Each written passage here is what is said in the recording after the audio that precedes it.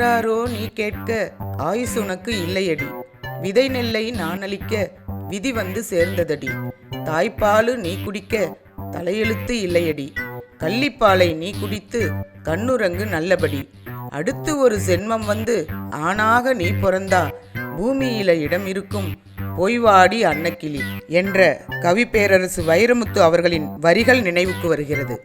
1985ஆம் ஆண்டு பெண் குழந்தைகள் ஆண்டு என்று தேசம் அறிவித்தது.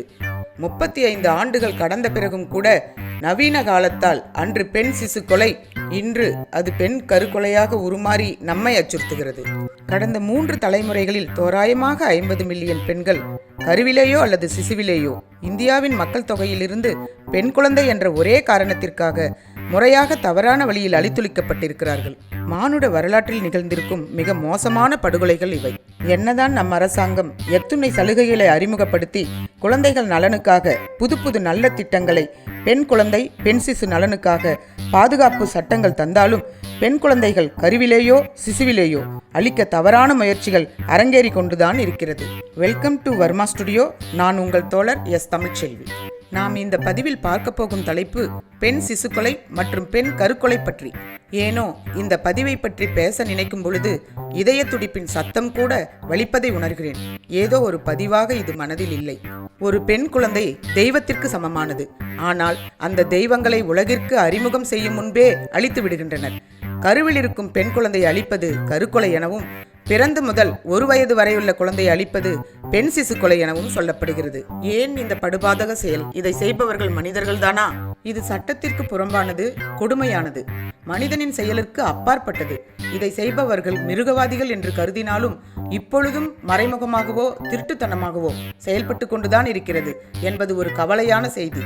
என்னதான் அரசாங்கம் இதை வன்மையாக கண்டித்து இந்த கொடுமைகளை தடுக்க நினைத்தாலும் சில பாவிகள் பல பிஞ்சு மழலைகளின் உயிர்களை பிரிக்கத்தான் செய்கிறார்கள்.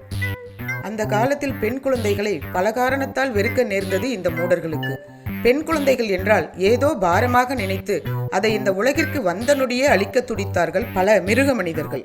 கள்ளிப்பால், நெல் என்று அதற்கென்றே பல கொடிய வழிகளை பயன்படுத்தினார்கள் என்பது பல திரைப்படங்கள் மூலம் கூட கேள்விப்பட்டிருப்போம். பல முயற்சிகள் எடுத்து அரசு அதை தடுக்க வழிவகுத்தது. கடினமான சட்டங்கள் பல அறிமுகப்படுத்தப்பட்டது. 20 வருடங்களுக்கு முன்பு இதை போல பல செய்திகளை கேட்டு மனம் நொந்து போனது இப்போது நினைவுக்கு வருகிறது இந்த சிசு கொலைகளால். அந்த காலத்தில் சரியான அறிவு இல்லாமல் தினம் தினம் பல கொடுமையான செய்திகளை கேள்விப்பட நேர்ந்தது. விழிப்புணர்வு இல்லாமல் மனிதர்களே மிருகமாக காட்சியளிப்பது போல் இருந்தது. கிட்டத்தட்ட 3 தலைமுறையே தொடர்ச்சியாக இந்த கோர சம்பவத்தால் அழிந்ததற்கு காரணம் பல நினைவுகள் வந்தாலும் இப்போது நாம் வாழும் இந்த நவீன காலம் இன்னும் மனவேதனை அடைய செய்கிறது. எத்துணை டெக்னாலஜியால் மருத்துவ வசதி முன்னேறி நவீன அல்ட்ராசவுண்ட் ஸ்கேன் முறை வந்த பிறகும் கூட கர்ப்பிணியின் வயிற்றில் இருக்கும் குழந்தை ஆனா பெண்ணா என்று எளிதில் தெரிந்து கொண்டு பெண் குழந்தையாக இருந்தால் சர்வசாதாரணமாக கருக்கலைப்பு செய்து இன்னும் மிருகமாகத்தான் வாழ்கிறார்கள் என்று உறுதிப்படுத்துகின்றனர். பல வழிகளில் அவர்களை கண்டுபிடித்து அரசு துணிந்து அவர்களை தடுக்க நினைத்தாலும் இன்னும் சில மனித மிருகங்களால் இந்த கொடுமை நடந்து கொண்டுதான் இருக்கிறது. சிசு கொலை இந்திய தண்டனை சட்டத்தின் IPC கீழ் கடுமையான குற்றமாக கருதப்படுகிறது. இது ஒரு கொலை வடிவமாக பார்க்கப்படுகிறது. கருக்கொலை மற்றும் சிசு கொலைகளுக்கு பின்னால் பல காரணங்கள் மூடர்களால் உருவாக்கப்பட்ட ஒரு ஆணவ கொலை என்றுதான் உணர்த்துகிறது. சமூக அழுத்தங்கள், பொருளாதார கஷ்டம், பாலின விருப்பம் என்று சொல்லப்பட்டாலும் அது ஒரு மனநல பிரச்சனை. சமுதாயத்திற்குள் பல மனநலம் பாதிக்கப்பட்ட கொலைகாரர்களே இதை செய்பவர்கள். ஆரம்ப காலகட்டத்திலேயே இதை தடுக்க ஆதரவு சேவைகள், ஆலோசனைகள் மற்றும் பெண் குழந்தைகள் நலத்திட்டம், தொட்டில் குழந்தை திட்டம் என்று பல நல்ல திட்டங்களை குழந்தைகளுக்காக அரசாங்கம் அறிவித்தது. அத்துணை பாதுகாப்பும் தந்த அரசாங்கத்தால் சிறப்பான அளவுக்கு பெண் சிசு கொலையை தடுக்க முடிந்தது. ஆனாலும் இன்னும் கடினமான சட்டங்களை கொண்டு வந்து தடுக்க வேண்டும். சமூகத்தில் சரிபாதியாய் இருக்கும் பெண்கள் கருவிலேயே போராடிதான் வெளியில் வர வேண்டியுள்ளது. பெண்களுக்கு தெருக்களும் பொதுவெளிகளும் பாதுகாப்பு தருவதில்லை. வீடுகள் மட்டுமே முழு பாதுகாப்பு தரும் இடம் என்று கருதும் குடும்பங்கள் தான் சில பெண் குழந்தைகளை கொலை செய்யும் கொலைகளமாக மாற்றி வருகின்றன. உலக செயல்பாட்டுக்கு பின்தான் பெண்கள் மீதான பாலியல் வன்முறைகள் மட்டுமல்ல, கருக்கொலை சிசுக்கொலையும் அதிகரித்துள்ளது. ஆனால் உலகமய கொள்கையின் ஆரவார சத்தத்துக்கிடையில் பெண் கருக்கொலையின் சத்தம் அடங்கிவிடுகிறது. ஒரு கரு உருவாக்கத்தில் ஆணா பெண்ணா என்பதை தீர்மானிப்பதே ஆணின் விந்துதான் என்ற விஞ்ஞான உண்மையை கூட இந்த ஆணாதிக்க சமுதாயம் ஏற்க மறுத்து பெண் குழந்தையை பெற்றெடுத்த பழியை பெண்ணின் மீதே சுமத்துகிறது. இதற்கு வரதட்சணையை காரணம் காட்டி பெண் கருக்கொலையை கொலையை நியாயப்படுத்துகிறது. இந்தியாவில் ஒவ்வொரு 90 நிமிடத்திற்கும் ஒரு பெண் வரதட்சணை காரணமாக கொலை செய்யப்படுவதாக தேசிய குற்றப்பிரிவு ஆணையம் கூறுகிறது. அதற்கு முக்கிய காரணம் அதிகரித்து வரும் நுகர்வு கலாச்சாரம். பெரு நிறுவனங்கள் தாங்கள் தயார் செய்யும் ஒவ்வொரு பொருட்களையும் பெண்களை மையமாக வைத்தே விளம்பரப்படுத்துகின்றன. சமையலுக்கு பயன்படுத்தும் மசாலா கூட அம்மா வீட்டு சீதனமாக வேண்டும் என்று விளம்பரம் சொல்கிறது. கருவிலே கொல்லப்பட்ட 100 மில்லியன் பெண் சிசுக்கொலை சம்பவங்களில் 40 மில்லியனுக்கும் மேல் இந்தியாவில் நடைபெற்றவை என்பதுதான் மிகப்பெரிய அதிர்ச்சியூட்டும் தகவல்.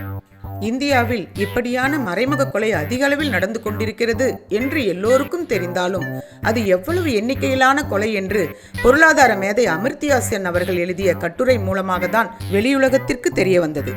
தமிழகத்தில் ஆண்டுக்கு 5000 பெண் சிசுக்கள் கருவிலேயே கொல்லப்படுவதாக ஸ்கேன் மையங்கள் தொடர்பான விசாரணையின் போது உச்சநீதிமன்றத்தில் தெரிவிக்கப்பட்டுள்ளது. ஆனால் அந்த எண்ணிக்கை லட்சத்தை தாண்டும் என்று சொல்கிறார்கள் சில சமூக ஆர்வலர்கள். சில வருடத்திற்கு முன் சுகாதாரத்துறை மேற்கொண்ட சோதனையில் பல ஸ்கேன் மையங்கள் சீல் வைக்கப்பட்டது. ஆனால் ஆங்காங்கே திருட்டுத்தனமாக சில மிருகங்களால் கருக்கலைப்பு நடத்தப்படுவதை அவர்கள் பிடிபடும் போதுதான் பார்க்கின்றோம். பல அதிரடி நடவடிக்கைகள் அவர்கள் மீது எடுக்க வேண்டும். இல்லையேல் மனித குலத்திற்கே ஒரு கரும்புள்ளியாக அமைந்துவிடும். கருக்கொலை மற்றும் சிசுக்கொலையை எதிர்த்து போராடுவதில் நம் அனைவருக்கும் பங்குள்ளது. பெண்கள் நம் நாட்டின் கண்கள் மட்டுமல்ல, அவள் ஒரு தெய்வத்தாய். அவளை பாதுகாப்பதை விட வேறென்ன பெருமை நமக்கு இருக்கிறது? இந்த பிரபஞ்சத்தில் பெண் என்பவள் சக்தி மிகுந்தவள். நாம் அனைவரும் ஒன்றாக ஒவ்வொரு உயிர்க்கும் மதிப்பும் பாதுகாப்பும் அளிக்கப்படும் எதிர்காலத்தை நோக்கி நாம் பயணிப்போம், பணியாற்றுவோம். நன்றி. நான் உங்கள் தோழர் எஸ். தமிழ்ச்செல்வி.